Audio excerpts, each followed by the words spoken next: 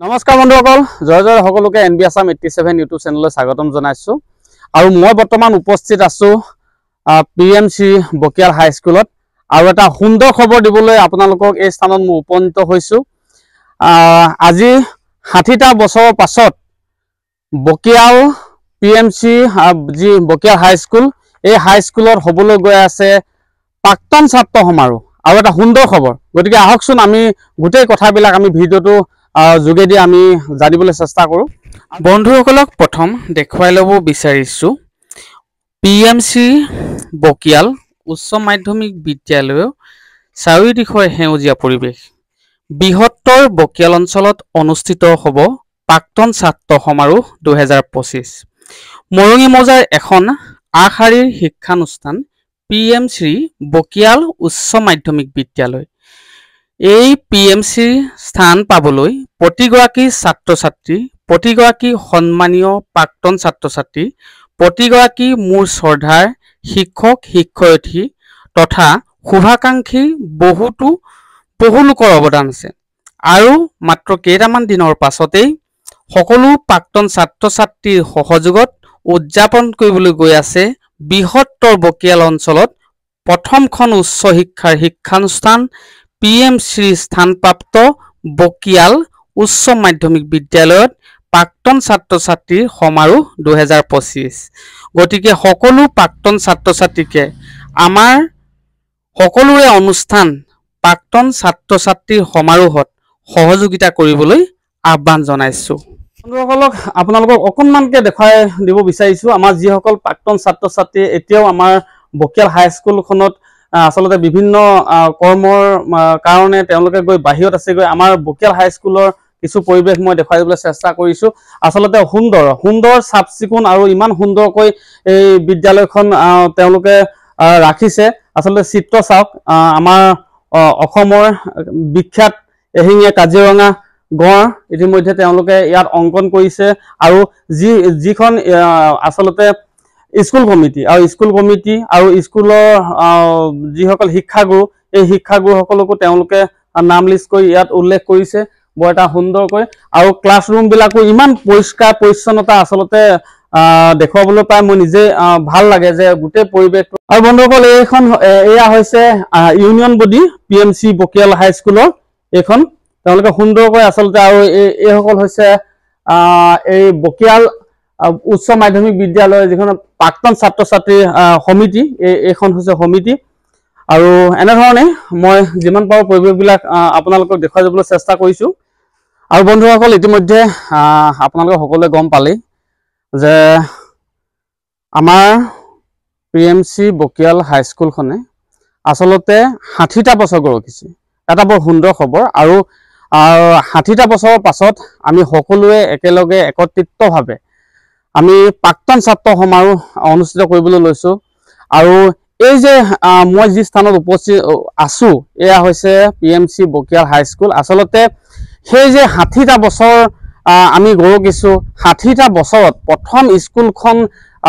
স্থাপন কৰিবৰ কাৰণে এডোখৰ মাটিৰ প্ৰয়োজন আৰু সেই মাটি যে ভূমি দান কৰিছিলে তাত শ্ৰম দান কৰিছিলে বহুতো লোক ইতিমধ্যে আমাৰ মাজৰ পৰা বহুতে ইয়াত শ্ৰম দান কৰিছে বা তেওঁলোকে শিক্ষা দান কৰিছে কিন্তু আমি সকলোবিলাক ব্যক্তিক আসলতে আমি এতিয়া লগ নাপাওঁ কিন্তু আমি তেওঁলোকক সুৰিবৰ কাৰণে এটা সুবিধা হ'ব বা আমাৰ প্ৰাক্তন যেহেতু ছাত্ৰ-ছাত্ৰীসকল আমাৰ এই স্থানৰ পৰা শিক্ষা গ্ৰহণ কৰি উচ্চ শিক্ষাৰ কাৰণে বিভিন্ন স্থানলৈ গৈ বা কোনোবা চাকৰি সূত্ৰে গৈ বেলেগত আছে গৈ বা কিছুমানে ব্যৱসায় ক্ষেত্ৰত জড়িত আছে এই যে সকলোকে একেলগে একত্ৰিত হোৱাৰ এটা সুবিধা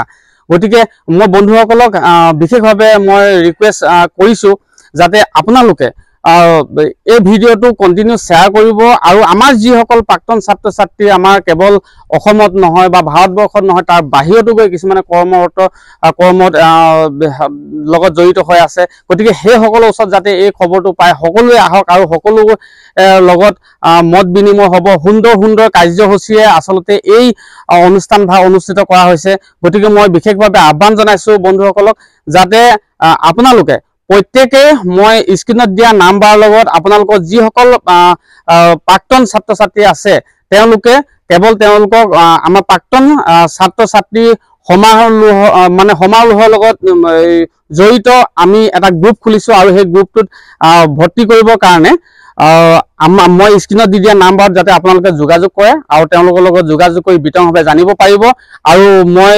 কথাখিনি জনালোৱে যাতে সকলোৱে এই স্থানত আহিব সহায় সহযোগিতা কৰিব অৰ্থৰে কৰিব কৰ্মৰে কৰিব যি ধৰণে আজি 60টা বছৰে কিছুমানে পাৰিছে অৰ্থৰে কৰিছে কিছুমানে শিক্ষাদান কৰিছে কোনোবা এদিনো শিক্ষাদান কৰি এই স্থানৰ পৰা যাবগৈলগীয়া হৈছে গতিকে এই সকলোকে আমি এই স্কুলখনৰ স্থাপনৰ ক্ষেত্ৰত যিসকল জড়িত আছিলে পূৰ্বৰ পৰা সেই সকলোকে আমি সুঁৱৰি আমি এই অনুষ্ঠান ভাগ আয়োজন কৰিব লৈছো গতিকে সকলোৱে যাতে এই যি অনুষ্ঠান আচলতে এটা মহৎ অনুষ্ঠান এই মহৎ অনুষ্ঠান ভাগ আমাৰ বুলি নাভাবি নিজৰ বুলি ভাবি যাতে সকলোৱে আহে আৰু সকলোৱে সহায় সহযোগিতা আগবঢ়ায় আৰু সকলোৱে এই ক্ষেত্ৰত যাতে নিজৰ নিজৰ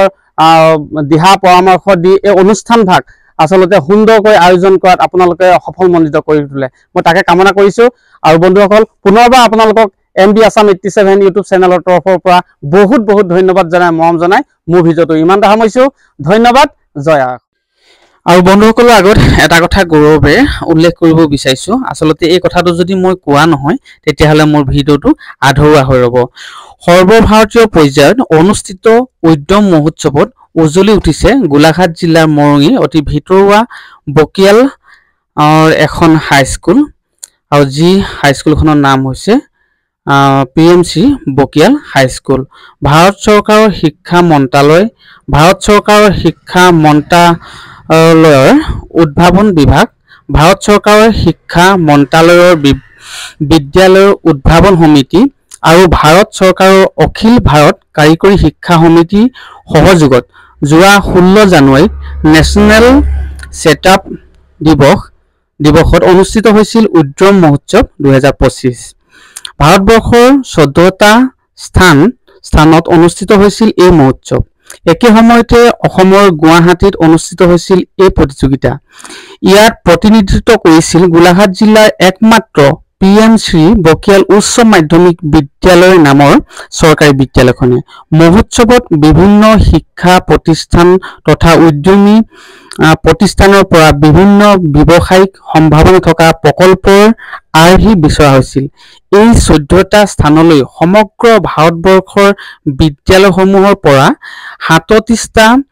আইডিয়াই নিৰ্বাচিত হৈছিল তাৰে ভিতৰত PMC বকিয়াল উচ্চ মাধ্যমিক বিদ্যালয়ৰ অটল টিংকাৰিং লেবৰেটৰীৰ পৰা দুটাকৈ আইডিয়াৰ বাছনি কৰা হৈছিল সুবিধা পাইছিল মহোৎসৱত প্ৰদৰ্শিত কৰাৰ প্ৰকল্প দুটা হ'ল দ্বিৰংগনী শিক্ষণ যন্ত্ৰ আৰু বহনক্ষম বন্তি বাইনেৰী শিক্ষণ সঁজুলিৰ জৰিয়তে 7 পৰা 14 বছৰ বয়সৰ শিক্ষাৰ্থীসকলক সহজতে বাইনেৰী